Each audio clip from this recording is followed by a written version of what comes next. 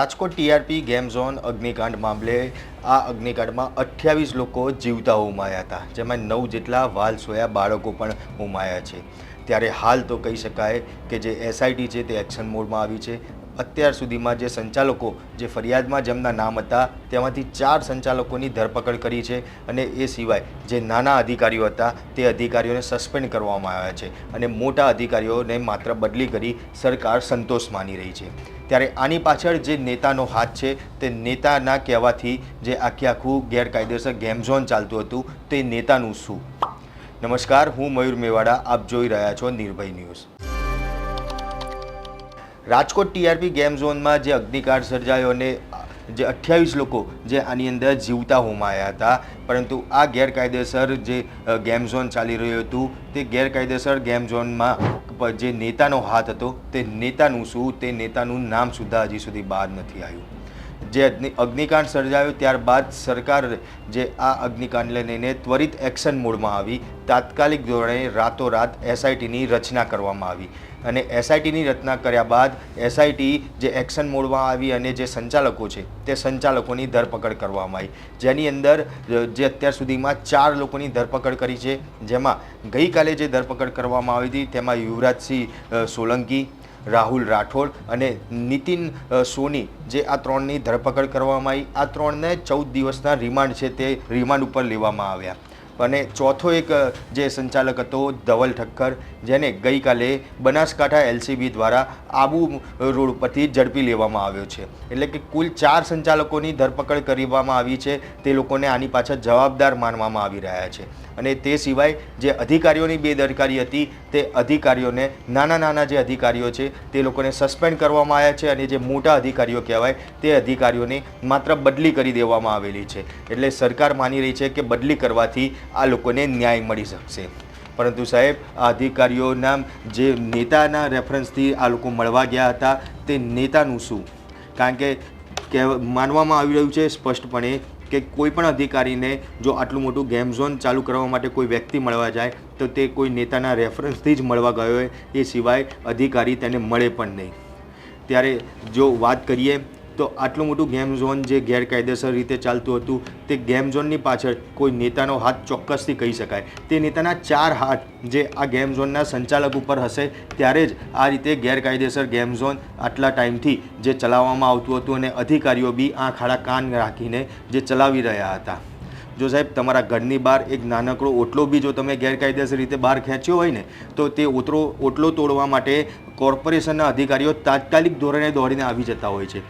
ત્યારે આટલું મોટું ગેમ ઝોન હતું કે જેની અંદર વેન્ટિલેશનની પ્રોપર વ્યવસ્થા ન હતી, જ્વલનશીલ પદાર્થ અંદર રાખવામાં આવતો હતો અને કોઈ પરમિશન લેવામાં નથી આવી। જે અધિકારીને મળવા માટે ગયા, નેતાના રેફરન્સથી અધિકારીને મળવા માટે ગયા અને એટલા માટે જ જે આ નેતા છે તે નેતાના કહેવાથી જ જે આખી જે આ ચેનલ છે તે ચેનલ આંખ આડા કાન કરીને ચાલતી હતી અને કોઈ પણ જે અધિકારી છે અત્યાર સુધી ત્યાં ચેક કરવા માટે નહોતું ગયું। સાહેબ એટલું જ નહીં, જ્યારે આ ગેમ ઝોનનું ઉદ્ઘાટન થઈ રહ્યું હતું ને ત્યારે આ ગેમ ઝોનના ઉદ્ઘાટનમાં પણ અધિકારીઓ ત્યાં આગળ સામેલ હતા। બુકે લઈને આ ગેમ ઝોનના સંચાલકોને જે શુભેચ્છા પાઠવવા માટે પહોંચ્યા હતા। એ વખતના ત્યાંના મ્યુનિસિપલ કમિશનર હતા તે ત્યાં હાજર હતા, કલેક્ટર હાજર હતા, એસપી ડીસીપી સહિતના અધિકારીઓ ત્યાં હાજર હતા, જે આઈએસ મહેશ બાબુ હતા તે પણ તે હાજર રહેલા હતા।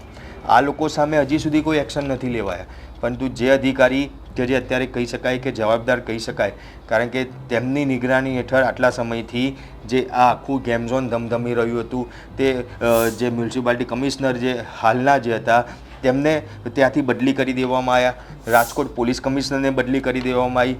ઝોન 2 જે ડીસીપી હતા સુધીર દેસાઈ તેમની બદલી કરી દેવામાં આવી। સાથે સાથે જે ત્યાંના જે જેસીપી હતા વિધિ ચૌધરી તેમની પણ બદલી કરી દેવામાં આવી।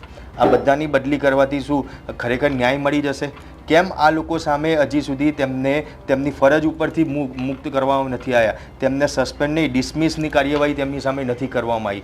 ખાલી માત્ર નાના અધિકારીઓને સસ્પેન્ડ કે ડિસમિસ કરીને કંઈ મતલબ નથી। જે આ મોટા અધિકારીઓ છે કે જેમના કહેવાથી જે આ આખું ગેમ ઝોન ચાલુ હતું તે લોકો સામે હજી સુધી કોઈ યોગ્ય પગલાં નથી ભરવામાં આવ્યા। ને સાહેબ એનાથી મોટી વાત તો એ છે કે જે આ નેતા છે જે નેતાના કહેવાથી જે આખું આ ગેમ ઝોન ગેરકાયદેસર રીતે ચાલતું હતું, આ નેતાના 4 હાથ જે આ સંચાલકો ઉપર હતા, તે નેતાને હજી સુધી નામ સુદ્ધા બહાર પાડવામાં નથી આવ્યું કે નથી હજી સુધી તપાસમાં તે નેતાનું નામ લેવામાં આવ્યું.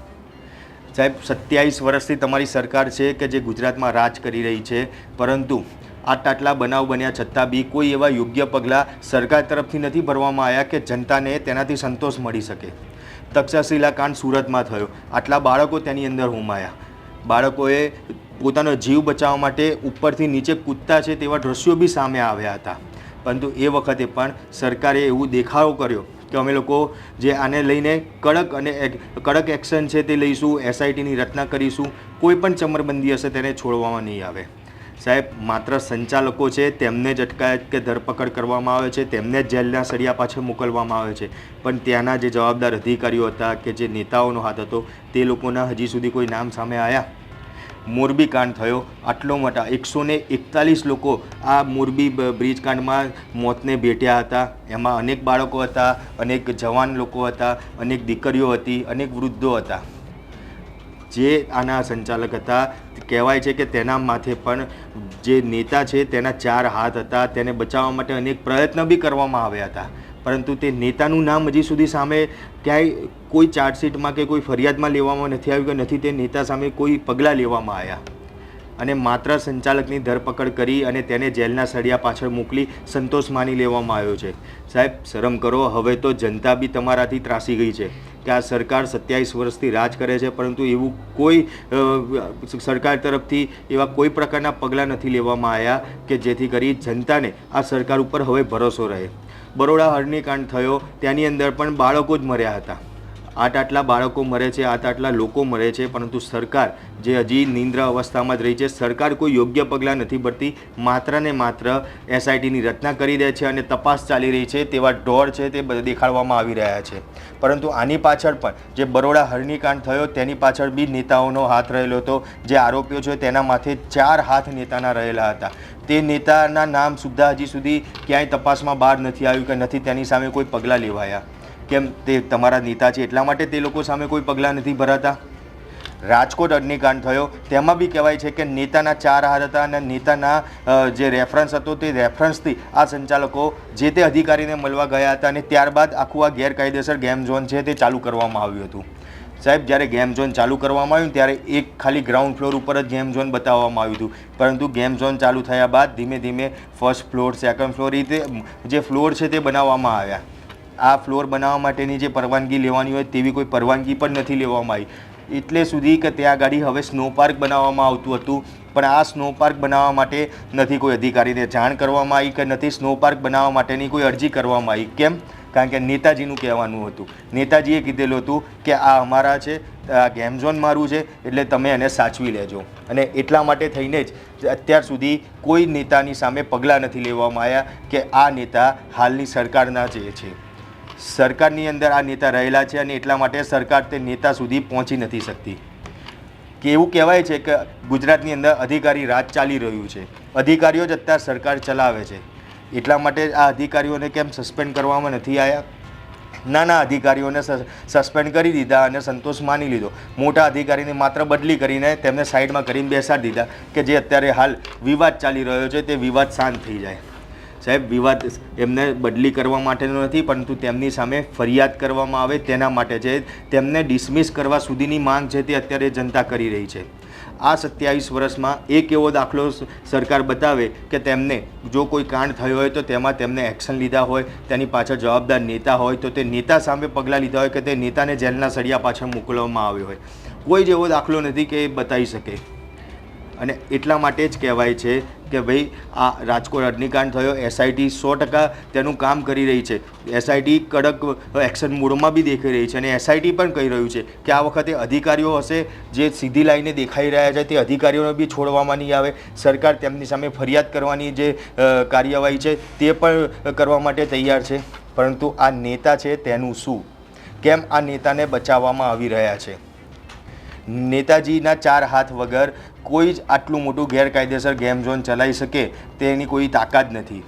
ત્યારે હવે આ એસઆઈટીની તપાસમાં નેતાજીનું નામ સામે આવે છે કે તેની સામે ફરિયાદ થાય છે કે કેમ તે જોવાનું રહેશે. પરંતુ અત્યારે ચોક્કસપણે સરકાર માંગ કરી, જે જનતા છે તે માંગ કરી રહી છે કે આટલા ટાઈમથી, આટલા વર્ષોથી તમારી સરકાર ગુજરાત ઉપર રાજ કરે છે. જો હવે આ નેતાનું નામ સામે નહીં આવે અને જો આ નેતાની સામે કડક પગલાં ભરવામાં નહીં આવે તો આગામી સમયમાં ચોક્કસથી સરકારના ઉપરથી જનતાનો ભરોસો છે તે ઉઠી જશે. આપ શું માની રહ્યા છો કે ખરેખર આ નેતાનું નામ જે એસઆઈટીની તપાસ છે તેમાં સામે આવશે કે નહીં? કોમેન્ટ બોક્સમાં જરૂરથી જણાવજો અને અમારી નિર્ભય ન્યૂઝ ચેનલને લાઇક, શેર અને સબસ્ક્રાઈબ કરવાનું ભૂલશો નહીં.